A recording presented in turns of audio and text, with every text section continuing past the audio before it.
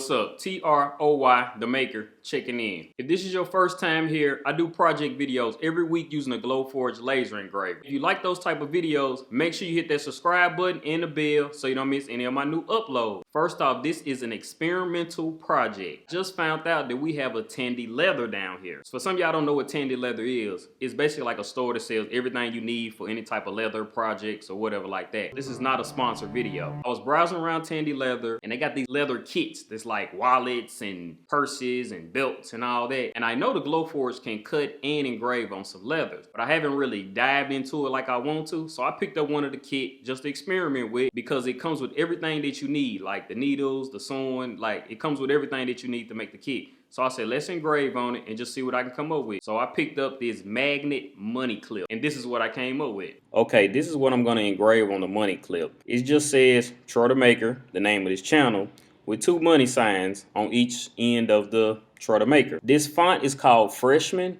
I got it off of thefont.com if y'all like this font or not. And since this is vegetable tan leather that I'm using too, it's about the same thickness as the Glowforge natural vegetable tan leather also. So I decided to just use the thick leather settings for the engrave just to see what it'll look like. And the engrave, I'm gonna put it on draft graphic. And these are the settings right here: 1000, 52, 195, focal height 0.108 inches, and I'm just gonna do 1 pass.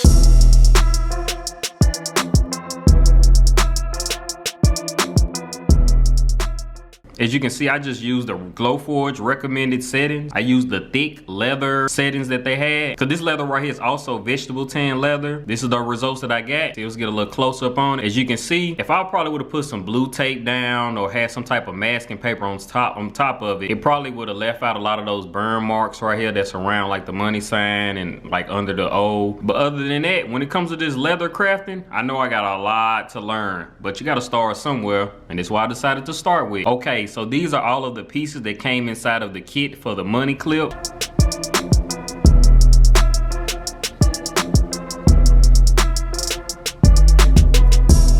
As you can see, I got a lot to learn about this leather crafting stuff. If you know any tips, leave them in the comments. Cause you get up close on it, you can see how dirty it is. So when I was sewing it together, this thread, it got like a wax to it, and the wax was getting on my finger and my finger kept touching the leather. I don't know, maybe it's some type of protector or something I can put on the leather to keep it from getting dirty like this. But it really was a fun project. I learned a lot. If you know any tips about this leather crafting stuff, I do want to get off into it. I want to make some wallets, some purses, some belt, and all of that type of stuff. And also, I need to probably figure out how to tie a knot at the end. See, look at my knot. It looks kind of crazy right there. And also how I started it and where I ended it at right there. See, it's on the same side, but overall, I think the thread, me stitching it together for my first time, turned out really good. Let me know in the comments what you think. Yep, and this is the money clip. And it actually works. Well, hold up, let me get some money. Oh, got a couple dollars right here. Show y'all that it works.